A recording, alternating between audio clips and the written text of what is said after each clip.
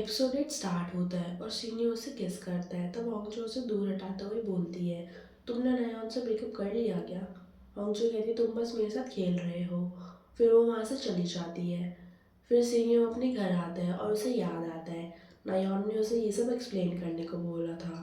पर वो सोच रहा था आखिर ये फोटोज किसने क्लिक की है। फिर वो नयान से कहता है, मुझे कोई एक्सक्यूज़ नहीं देना क्योंकि मुझे लगता है मैं उसको लाइक करता हूँ। नयन कहती है, तुम उसके साथ सब कुछ एंड करो, मैं तुमसे कोई क्वेश्चन नहीं करूँगी। नेक्स्ट डे होंगजो नयन को मिलने के लिए बुलाती है। होंगजो उससे बोलती है, मुझे लगता है सीनियर ने तुम्हें पूरी बात नहीं बताई है। फिर वो सीनियर के ऑफिस में आती है किसी काम से और बोलती है, मैंने नयन को सब बता दिया है। अगर तुम उसे पहले बता देते कि ये सब स्पेल की वजह से हो रहा है तो वो गलत नहीं समझती। वो उसे फाइल देके बोलती है, जब ये काम हो जाए तो ऑफिस के फ़ोन पर मैसेज करके बताना, मेरे पर्सनल फ़ोन पर मत करना। वो बोलता है ठीक है। फिर सीनियो अपने दोस्त को कॉल करता है, उसे वो नंबर सेंड करता है और उस नंबर की डिटेल्स निकालने को बोलता है जिस नंबर से पिक्स आई होती है। वो बोलता है शायद होंगजो का कोई पीछा कर रहा है। फिर होंगजो को याद आता है कि उसने नयन से पूछा था कि सीनियो ने उसे क्या बताया है। नयन बोलती है, सीनियो ने मुझे कुछ नहीं बताया, किसी ने मुझे वो पिक सेंड की थी। नयन कहती है, तुम अपना ध्यान रखना, हो सकता है कोई तुम्हें फॉलो कर रहा हो। नेक्स्ट सीन में हम जाएगोंग और होंगजो को देखते हैं, जहाँ जेगोंग उससे पूछता है, सीनियो अभी भी तुमसे लव स्पेल की बातें करता है? पर होंगजो कुछ नहीं बोलती। फिर जेगोंग एक पार्टी के बारे में उसे बताता है, बट वो इस पार्टी में बिल्कुल नहीं जाना चाहता क्योंकि वो एक कपल पार्टी है। वो बोलता है, क्या तुम मेरे साथ चलोगी? पर होंगजो कुछ भी नहीं बोलती।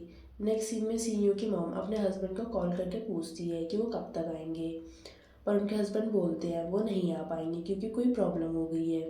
सीनियो की मॉम को बहुत गुस्सा आता है, पर फिर सीनियो की मॉम को सीनियो का दोस्त मिल जाता है। वो उनसे कहता है, मैं आपको कंपनी देने के लिए रेडी हूँ। फिर थोड़ी देर बाद वो घर आती हैं और अपने हस्बैंड से बोलती है, मैं किसी और के साथ तारे देखने गई थी। वो बोलते हैं अच्छा किया। वो बोलती है मैं तुमसे डाइवोर्स ले लूँगी। वो कहते हैं ठीक है, जो तुम्हारा दिल करे करो।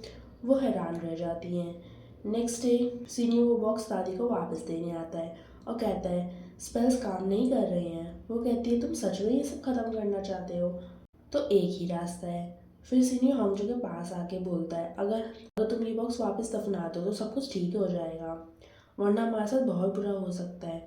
फिर वो दोनों एक जंगल में जाते हैं उस बॉक्स को लेके। होंगजो कहती है, वो पिक्स लेने वाला हमारा दोबारा पीछा तो नहीं कर रहा होगा? फिर होंगजो का पैर फिसल जाता है तो वो बॉक्स नीचे गिर जाता है और उसमें नीचे से एक और बुक मिलती है। वो दोनों ये देख के शॉक्ड हो जाते हैं। उस बुक पर लिखा था ब्लैक मैजिक। वो बोलते हैं, ये तो बहुत डेंजरस बुक है, जैसे किसी को कर्ज करना हो। सीनियो बोलता है, छोड़ो, हमें तो वैसे भी इसे दफनाना ही है ना। फिर उन दोनों को एक अजीब सी आवाज़ सुनाई देती है। वो दोनों देखते हैं कि एक पेड़ पर एक पुतला टंगा हुआ होता है और उसके ऊपर सीनियो का नाम लिखा होता है और एक खून वाला चाकू भी लगा होता है। हॉन्जो शॉक्ड हो जाती है और बोलती है, ये तो मेरे कपड़े हैं। फिर वो दोनों वहाँ पर पुलिस को बुलाते हैं और उन्हें बताते हैं कि कोई उनका पीछा करता है। फिर जब वो दोनों जा रहे होते हैं तब हॉन्जो बोलती है, ऐसा तो नहीं है कि हम दोनों पर कर्ज किया गया है, मैं इस बुक में देखूंगी। तो वो कहता है, तुम उस डॉल से मत डरो, बल्कि उस इंसान से बचो जो हमें फॉलो कर रहा है। फिर सीनियर होंगजो की सेफ्टी के लिए उसे काफ़ी सारी चीज़ें देता है, जैसे कि स्प्रे और भी चीज़ें। फिर जब वो उसके घर आते हैं तो सीनियर उसका पूरा घर चेक करता है। वो बोलती है, अगर कोई प्रॉब्लम होगी तो मैं चिल्लाऊंगी और जेगम आ जाएंगे।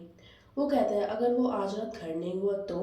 वो कहती है, तुम टेंशन मत लो, तुमने मुझे इतनी सारी चीज़ें दी है ना, और उसे थैंक यू बोलती है। सीनियर बोलता है, ठीक है, तुम मेरे साथ कल एक जगह चलना। नेक्स्ट डे वो दोनों कहीं बाहर आए होते हैं और वो उससे बोलता है, हम बस पुलिस में रिपोर्ट करके आराम से नहीं बैठ सकते, हमें खुद भी कुछ करना होगा। होंगजो उस टाइम भी इधर उधर देख रही थी कि कहीं वो पिक्चर क्लिक करने वाला दिख जाए। वो कहती है, मुझे गार्डनर पर शक है। सीनियर बोलता है, मुझे जाएगोंग पर भी शक है क्योंकि वो आसानी से तुम्हारे घर में आ सकता है और कपड़े भी चुरा सकता है। लेकिन वो नहीं मानती। वो कहती वो ऐसा नहीं कर सकते। फिर सीनियर बोलता है, तुम्हें मेरे बारे में सब पता है। वो पूछता है, तुम्हारे कोई और रिश्तेदार नहीं है? हॉन्जो उसे बताती है, मेरे डैड सिर्फ अकेले थे, उनका कोई भाई बहन नहीं था, इसलिए उसका कोई रिश्तेदार नहीं है। फिर वो दोनों घूम रहे होते हैं। तब हॉन्जो बोलती है, देखो उस पर्सन को पकड़ने के लिए हमें क्या क्या करना पड़ रहा है। सीनी बोलता है, ये जादू नहीं है, पर फिर भी मेरा दिल मेरे काबू में नहीं है। वो बोलती है, मैं अपनी दोस्त के फियांसे को नहीं चुरा सकती, इसलिए तुम लॉयर ही रहो और मैं सिविल सर्वेंट ही रहती हूँ। फिर वो उसे घर छोड़ देता है। फिर उसे वहाँ पर जेग्योंग मिलता है।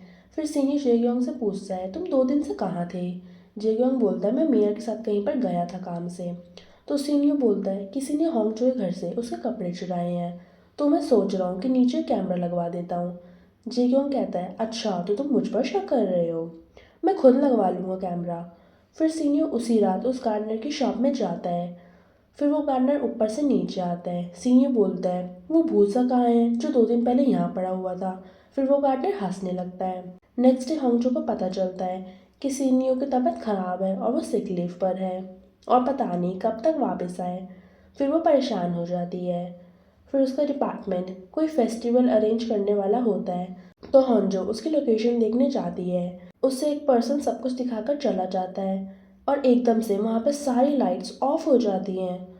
वो उस आदमी को आवाज़ें देती है पर कोई नहीं आता। वो डर कर वहाँ से जाने लगती है तो उसे वहाँ पर एक शैडो दिखती है। और यहीं पर ये एपिसोड एंड हो जाता है। सो फ्रेंड्स, अगर आपको आज की एक्सप्लेनेशन पसंद आई हो तो प्लीज़ वीडियो को लाइक करें और चैनल को ज़रूर सब्सक्राइब करें। आपसे मिलेंगे इस ड्रामा के नेक्स्ट एपिसोड में। Bye bye.